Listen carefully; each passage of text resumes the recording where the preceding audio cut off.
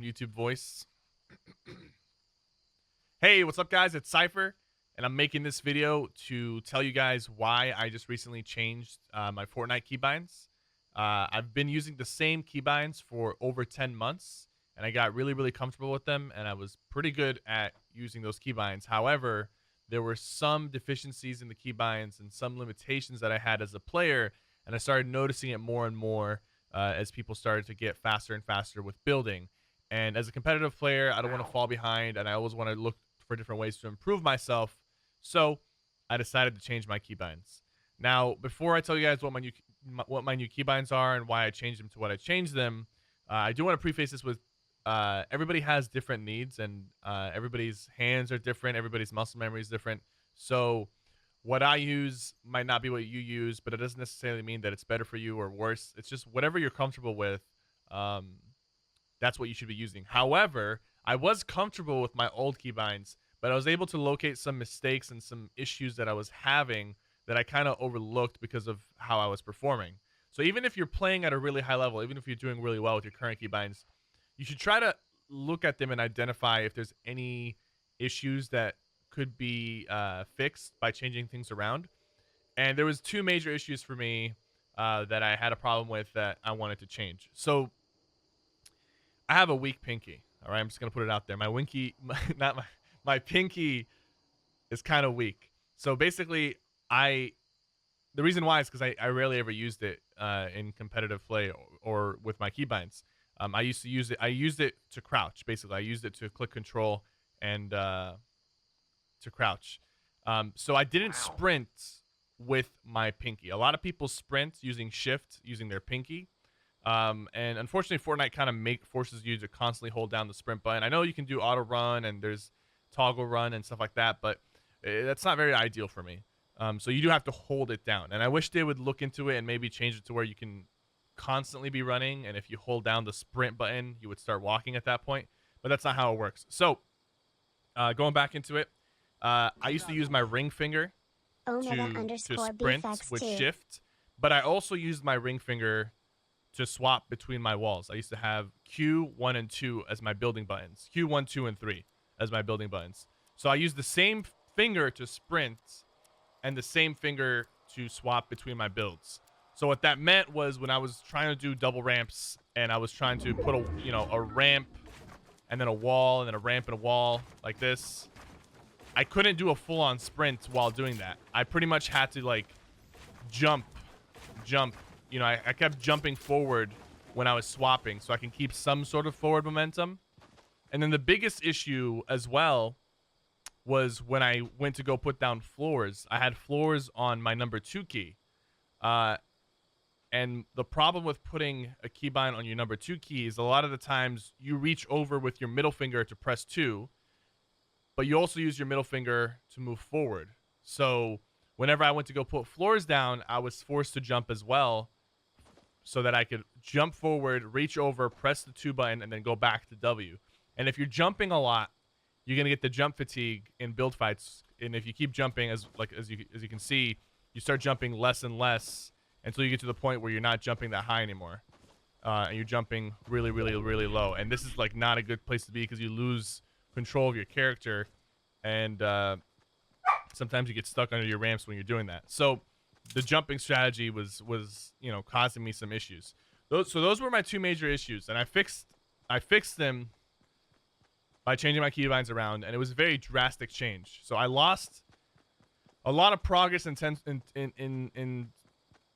of like comfort with my keybinds initially, and on my first day playing with these new keybinds, I actually didn't get a single win. I played for about 4 hours, I didn't get a single win. The next day, I played for about 4 hours, I got 4 wins.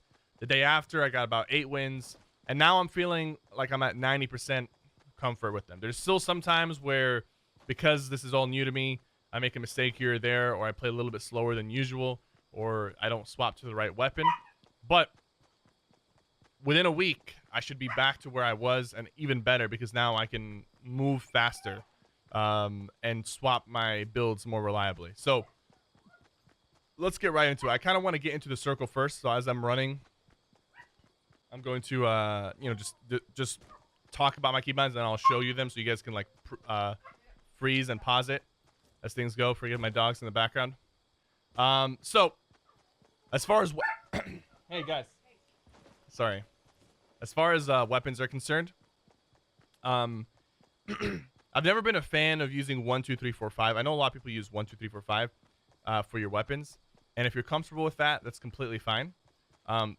One thing I wanted to do to keep in mind when I was changing my keybinds is I never wanted to have to remove my finger off of the W key. W is really important. Constantly moving forward is like having that choice to constantly move forward is important. So if I put something on the number 2 key, I feel like I would have to take my finger off the W key to press number 2. Now, I'm not saying, I mean, I know some people, they keep their finger on the W key and they just use their index finger and ring finger to press 1, 2, 3, 4, 5. And that, if that works for you, then that's great. But what I did is I put E and R as my first and secondary guns, and I usually run my double shotguns on E and R. I put C as my primary like assault rifle slot, X as a, you know, explodes sniper slot, and I also use R sometimes for sniper if I'm running just a single shotgun, preferably like a tac or a heavy. I don't really like running single pump anymore. So E, R, C, X, Z. X and Z are slots that I already had before, so I'm comfortable with them. And I can swap between all of these without having to take my finger off the W key. And I can sprint the entire time. So being able to swap between all your weapons and being able to sprint and move forward is something that I valued, and I wanted to like make sure that it stayed like that. I'm gonna get inside this house just for safety. So that's what I did with my weapons. Now, as far as my building is concerned, okay, it's a bit split up, right? So Q was my wall, and wall is gonna be your most important build. It's gonna when you get shot at, the first thing you do usually is you put a wall up. So you need to make sure that your wall is something that is very, very easy to reach. I could have put wall on my mouse, but because I never built with my mouse in the past, I felt like it was a bit of a stretch to like transition that way. But having it on Q, it was on Q before, so I'm pretty sure it was on Q before, so it's something that like it's very comfortable with me. I'm already used to it, so there was not really a lot of adjustment when it came to that. And obviously, like, I press Q, but I can still sprint and I can still swap between the other two. Now, ramps and floors, I have them on my mouse. I have a Logitech G502. The Logitech G502 has a lot of buttons on the side and on the mouse itself. So there's 2 buttons on the side. Actually, there's a lot of buttons on the side, but the 2 that we're using, 1, 2, these are for the buildings, walls and ramps. And then there's a 3rd button. It's actually a DPI shift down here. Your thumb pretty much just rests on it, and that's what I'm using for roofs. And roofs are actually becoming a lot more viable as people find out different strategies with rooftops. So they're becoming a lot more viable, and people are, you know, using them in different ways, which is good to see. So that's what's going on as far as building is concerned. I see you guys see that it's O, but it's not actually O. I just bound the button O to my mouse. I'm not actually reaching over to press O. It's on my mouse. Now, you might be wondering as well, where is my reload?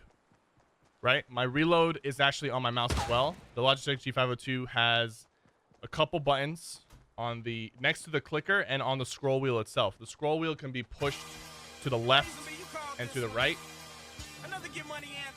The scroll wheel can be pushed to the left and to the right. So if I need to reload, I just push my scroll wheel a little bit, and it reloads. So this mouse has a lot of keybinds on it. Not every mouse is gonna have that. So again, this is just what I'm using, and you can find different substitutes for whatever you want to use. And I want you guys to use this kind of as like a what's the word I'm looking for? I'm blanking out, guys. But before I get into that, I also want to say that to fix my sprinting problem, I'm training my pinky to sprint. However, because my pinky was already used to pressing the control button, the word I was looking for was template, by the way. I want you guys to use this as a template to find what works for you. Okay, it doesn't necessarily have to work the same exact way, but use it as a template just to get some references to something that I put some thought into. So I'm sprinting with control, and I'm crouching with shift as well. So I'm sprinting with control, I'm crouching with shift. That's just what I'm used to. If your pinky can handle just sprinting with shift, then, you know, by all means, just do that. A lot of you already do that. I couldn't do it. It cramped up my fingers a little too much, but I found it to be really, really comfortable just sprinting with control. So I'm pretty sure that covers all the keybinds. Everything else is default. I still edit with G. That's the default keybind for editing. If you want to change that, it's completely up to you. I'm a pretty good editor, so I didn't want to mess editing. I also didn't want to mess traps. I'm pretty good with my traps and my edits, so I kept T and G the same way they were. I didn't have to change that. I didn't change my sensitivity. I like my sensitivity the way it is. And of course, I'll leave all the info. Like, I'll put screenshots of my keybinds, and I'll put screenshot of my sensitivity down below for you guys to see. And I'm actually gonna quickly just box myself in and go over them right here. Start with sensitivity. Where's sensitivity? I don't even know. I'm terrible. There we go. Mouse sensitivity. I'm gonna get killed here. Keybind. Just scrolling down through them. I'm about to die, but that's fine. Not a big deal. You guys can pause as you see fit in the situation. Do what you gotta do. Hello, sir. Nice to meet you. Hey, guys. And that's it, guys. Thank you guys so much for sitting down through this little explanation of my keybinds. And hopefully this kind of inspires some of you guys to look into your own keybinds and make some adjustments as you see fit. And guys, remember, it's going to be really, really tough. I changed all these keybinds at once. It's going to be really tough. You're going to play pretty bad for a few days, but after like about a week or two, you should be back to where you were. And if the changes you made were actually like, if the changes you made were actually useful, you're going to find that you'll actually be better and more efficient as a builder or a shooter or whatever. So thank you guys so much for watching. If you have any questions, leave them in the comments down below, and I'll try to read them and get to them. Make sure you subscribe to the YouTube channel, like the video, turn on notifications. I'll see you guys next time. Take care.